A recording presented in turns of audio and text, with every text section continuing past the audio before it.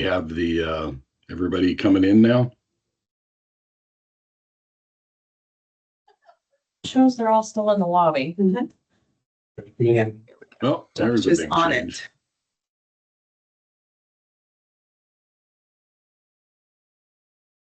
Okay. So everyone is admitted from the lobby. Okay, well, let's get this started as we are recording. This is an official meeting of the Commercial Fisheries Entry Commission, and we have our agenda and other things, I think, posted online. Is that true, Jennifer? That's correct. That is correct, if anyone wants to follow along. So let me do the introductions, and we will then review the agenda. I am Commissioner of CFEC Rick Green, and I'm about to start my second year here at the Commission, and I'll let our other commissioner take this moment to introduce herself. Good afternoon. Thanks, Rick. My name is Tracy Welch, and I am the second commissioner here at CFEC, new to the position and excited to be here alongside the great staff and Commissioner Green. Thank you. And we are thrilled to have Tracy. She's already proven to be a great addition to the staff. And first of all, I want to thank Jennifer and Josh on our staff for getting this meeting up and running. Thank our research department, Reed, for the preparation they did. Mele Makae, our executive director, if you want to go ahead and introduce yourself, I think it would be appropriate. Yes, hi, welcome everyone. My name is Mele Makae, for the record, and I'm the executive director here for the Commercial Fisheries Entry Commission. Thank you.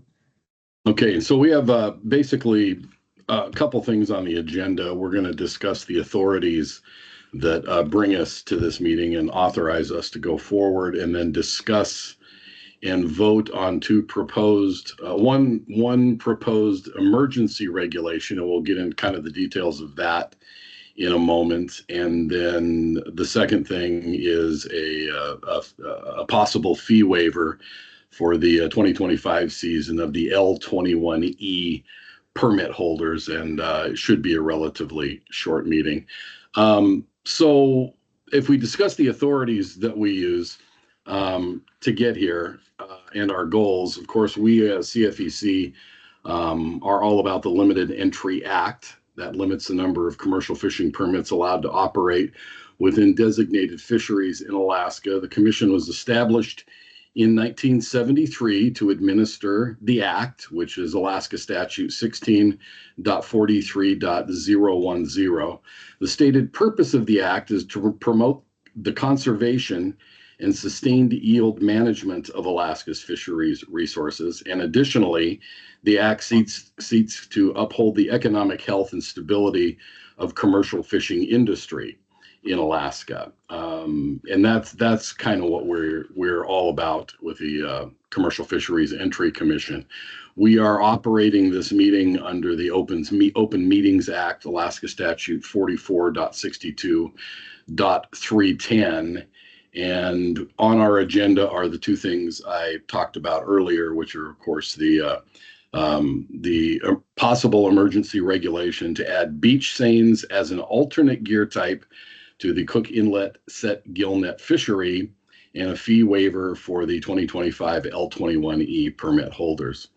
Now, how emergency regulations work as opposed to regular regulations, these are kind of when the Administrative Procedures Act, when there's not enough time to go through that, but some sort of emergency occurs, we do have the ability to pass temporary regulations or emergency regulations.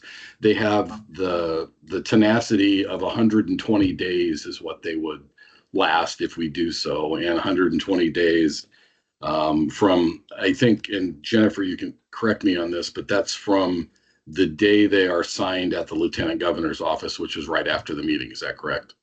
Actually, not in this case. These would not be go into effect until June the 17th, because that would be the earliest day they could go into effect. Okay. Because that's the day that the Board of Fish regulations become effective at the Lieutenant Governor's office. Gotcha. And we are basically tying this to that.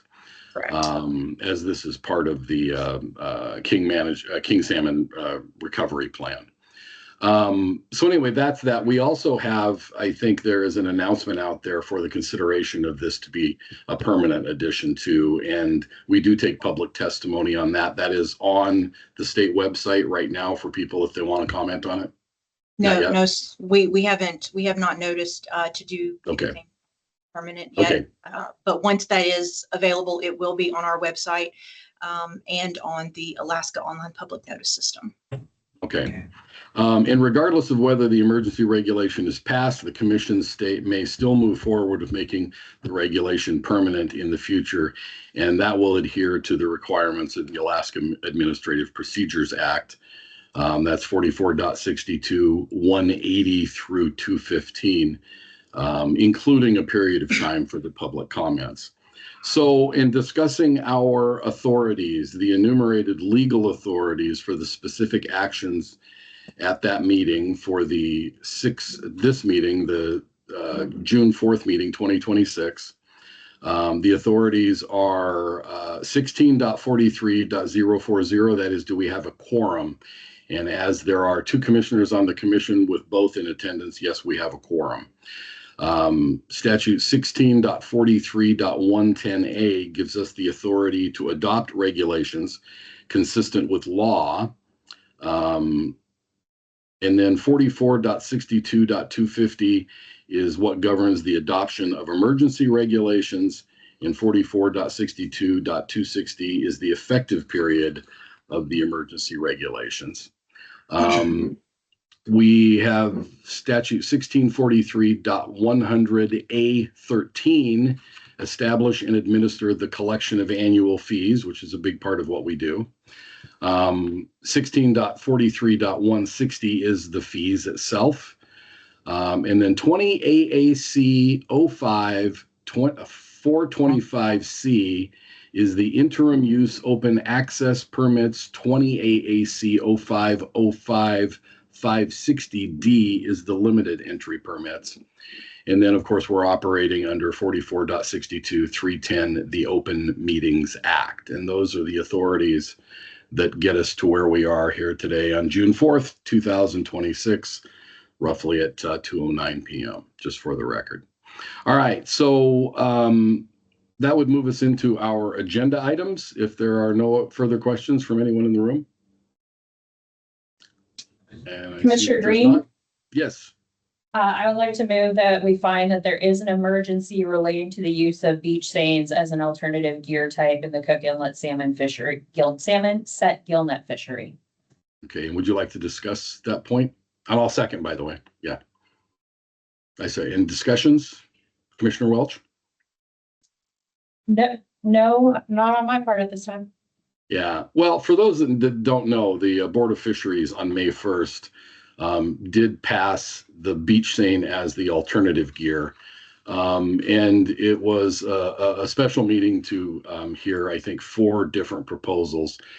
This was the final one up. And I guess I did want to discuss a little about that, because in that meeting, there was a point where Member Carpenter said he was surprised he hadn't heard from CFEC. And I wanted to point out that, I don't know why Mr. Carpenter had not heard from CFEC, because if you did look at RC, I think it was 22, you'll see CFE's comments on the original language, which was dated April 6th, nearly a month before the meeting.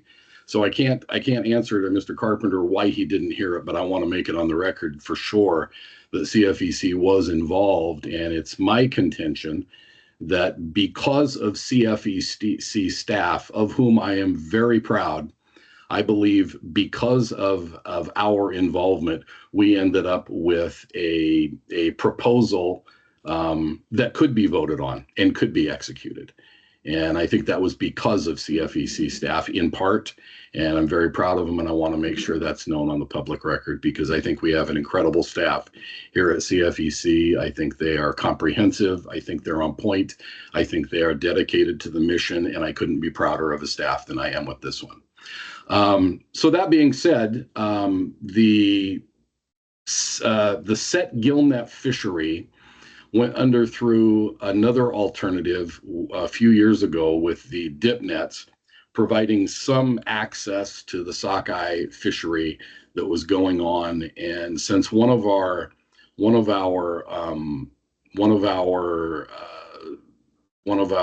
missions is the economics of fishery, I think that the alternative gear type, when the existing gear type is not going to be working, is a great alternative to get some benefit to it. So the emergency is that this is going into effect on the 17th, as Jennifer said earlier, and we do not have time to go over that in the Alaska Administrative Procedures Act. So I do find that I will be voting on that there is an emergency in this. And since Commissioner Welch didn't have any comments, Jennifer, would you call the question on whether or not we have an existing emergency related to the use of beach seines as alternative gear type in the Cook Inlet salmon set gillnet fishery? Yes, correct. So on that motion to find that there is an emergency relating to this, Commissioner Welch? I would be a yes. All right, and Commissioner Green? I would be a yes. Okay. And that has passed. That we do find that there is an emergency relating to the use of beach seines as an alternative gear type in the Cook Inlet salmon set gillnet fishery. Okay, now I'd look for a motion to adopt the emergency regulation. Commissioner Green, if I may? Yep. Motion to approve the emergency regulation adding beach seines as an alternative gear type in the Cook Inlet salmon set gillnet fishery. And I will second that. Any discussion, Commissioner?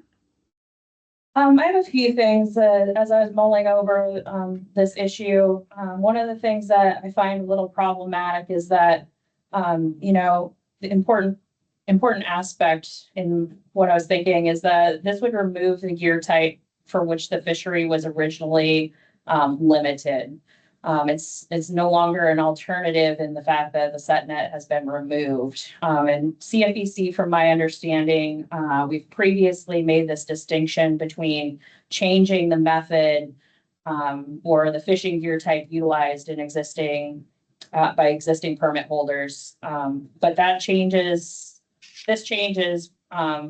changes, would effectively create a new class of participation, which would create a distinction amongst some of the fishermen in that fishery.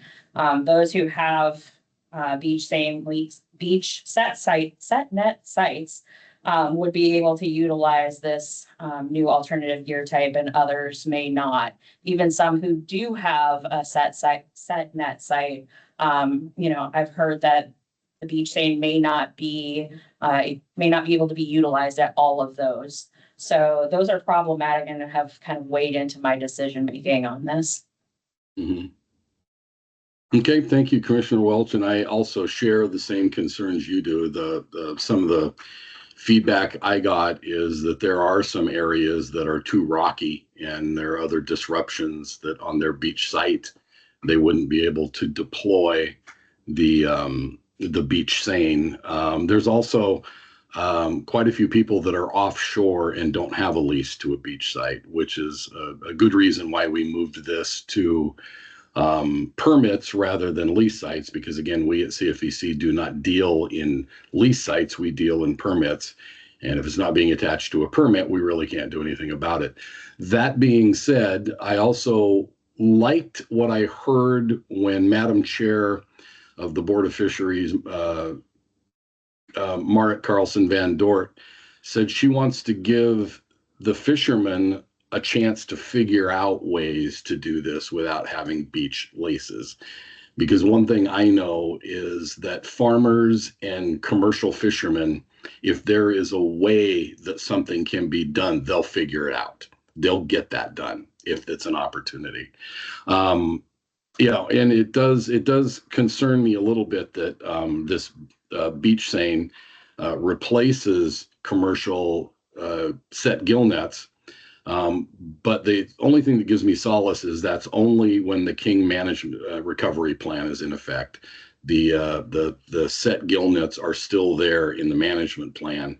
once we get out of this, and I am hopeful one day to be out of the king salmon recovery part of the plan and get back to as much fishing as we possibly can. So those are all the things that weigh into my decision. Shall we call the question? I'm ready when you are. Okay, Okay. Jennifer? On the motion to, hold on a second, I just totally lost my place in what I was looking at so that's that I okay. could While read you're this fine- back while you're- correctly. Well, while you're finding that, I'll explain that if we both agree on something, it passes. If one of us disagrees with the other, then it fails. And Right. that's what you have when you have two of us. Yeah. So anyway, go ahead. Sorry. On the motion to adopt emergency regulations, adding beach seine as an alternative gear type in the Cook Inlet salmon set gillnet fishery. Commissioner Welch, how do you vote? I vote no. All right, and Commissioner Green? And I vote yes. All right. Then the motion fails. This will not be adopted as an emergency regulation in this case. I will say that just to reference back to what you said earlier, that the commission may still in the future go forward with making this a permanent change if the commissioners deem that that's what they want to go forward with. Absolutely. Thank you. All right. Our agenda item number 2. I would entertain a motion for agenda item number 2. Commissioner Green, I would move that we waive all fees for all of the 2025 L as in Leroy, 21 E as in Echo permit holder for the permit holders in the Chignik herring pound fishery. All right. And could we get a little from our research department, Reed Johnson, could we get a little summary of that? Can you second that? Oh, I'll first? second that. Yes, I'll second that. Thank you. Thank you. Yeah, so for the record, the fishery under discussion right now, L21E, that is for the Prince William Sound Correct. herring spawn on kelp fishery. Mhm. Thank you for the clarification, Reed. I apologize. That's my bad. Yeah. So there are 128 permits in this fishery. In 2025, only 14 individuals registered to go fishing with the department. They are required to register before they can go fishing. 7 permits recorded deliveries. On the total harvest was just over 17 tons of herring. This is a unique fishery. If fisheries are closed, as everybody here knows, there's no need to meet to waive fees for a closed fishery. Those are waived automatically by regulation. However, this is unique in that the market in this fishery cannot support all 128 permit holders. In addition, there isn't even enough GHL for 128 permit holders. There are 284 tons that are allotted to this fishery, which would just be 2 tons per permit holder. So one thing that I think needs clarification at this point is if it is the commissioner's intent to waive the fees for each participant in this fishery or only for those participants that did not make a delivery. So we may need to make a motion to delineate between those two as well, in your thoughts? So in the past, when we have waived fees for market conditions, we've waived fees only for those people who did not participate. Mhm. So the 7 individuals following what we have done in the past, those 7 individuals would be paying the fee, that $75, and the rest of those 121 individuals who did not participate would have a waived fee. And if we take this as it is and approve it, and we both decide to vote for it, that's how it will go? Those that did deliver will have to pay their fee. Those that didn't won't? I believe the motion that was suggested was to waive the fees for all of the participants. Commissioner Green, Okay. if I may. Yes, please. I would like to make an amendment to the motion on the floor that in line with previous commission decisions that we waive the fees for the 2025 L21E permit holders that did not participate in the fishery. Okay, I'll second that motion. Would you just like to discuss it? I think that this has been in line with what we've done on a commission basis for herring fisheries across the state. And I think this was just left off inadvertently last year. So trying to bring us up to speed. Yeah, and I would agree with that. And really, I think it's pretty self-evident in my mind for why we would want to adopt that. So Jennifer, if you could call a question on the amendment. Okay, on the amendment to the original motion, to clarify that this is for L21E permit holders in 2025 who did not participate in the fishery. Commissioner Welch Yes. and Commissioner Green? I vote yes. Okay. All right, so on that amended motion, do we want to go back to read for more discussion? I'm pretty clear. Call the Commissioner Welch? question? Okay. Okay, so on the motion as amended earlier, how do you vote, Commissioner Welch Yes. and Commissioner Green? And I vote yes. Okay, all right, so that will waive the fees for all L21E permit holders in 2025 who did not participate in the fishery. Very Okay. nice. All right. Well, thank you to everyone who participated in this today. Thank you to our staff for doing such an excellent job. Thank you, Commissioner Welch, for stepping up and taking this job. And I appreciate you being here more than I can even say. Again, thank you to our staff for everything you do. Do we make a motion to adjourn or do we just adjourn? I'd move that we adjourn. I'll second that movement. All right. All right, then let's adjourn the meeting and thank you, everybody. Thank you. Good job, Okay. commissioners. Thank you. Thank you.